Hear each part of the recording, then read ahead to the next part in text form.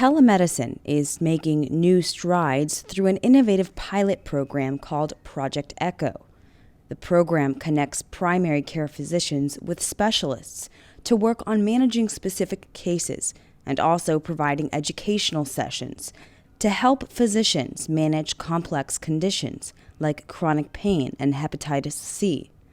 The program started at the University of New Mexico and recently won an $8.5 million three-year grant from the Department of Health and Human Services to expand in New Mexico and Washington State.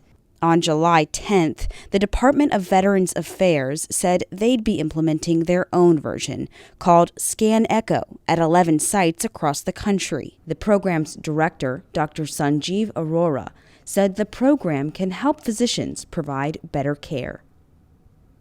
Knowledge is expanding at a much faster pace than our ability to deliver it. So there is a shortage of specialized expertise in rural areas and other underserved areas. So there's a high demand for specialty consultation and leading to long waits for these consultations. Also, people have to travel long distances. For example, in my hepatitis C clinic in 2004, there was an 8-month wait to see me in my clinic.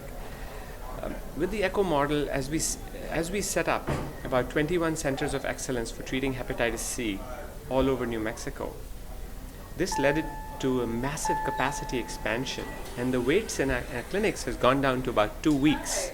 So any person who needs to be seen for this disease by an expert can do so in 2 weeks. We've studied the patient outcomes so far in hepatitis C, and we used the cure rate for hepatitis C as the primary outcome measure, and we found that these rural clinicians could treat hepatitis C with the same safety and the same effectiveness as a super specialist could do at the university.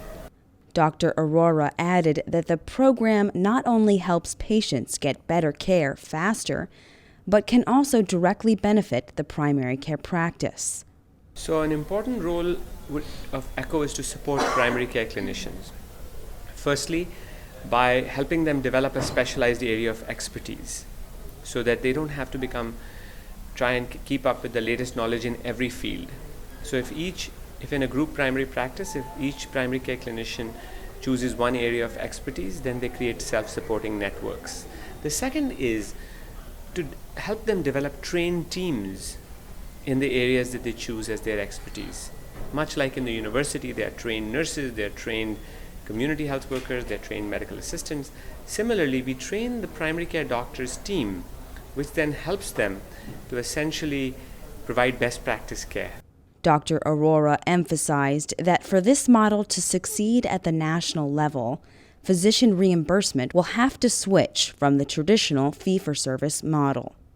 With IMNG Medical Media, this is Francis Correa.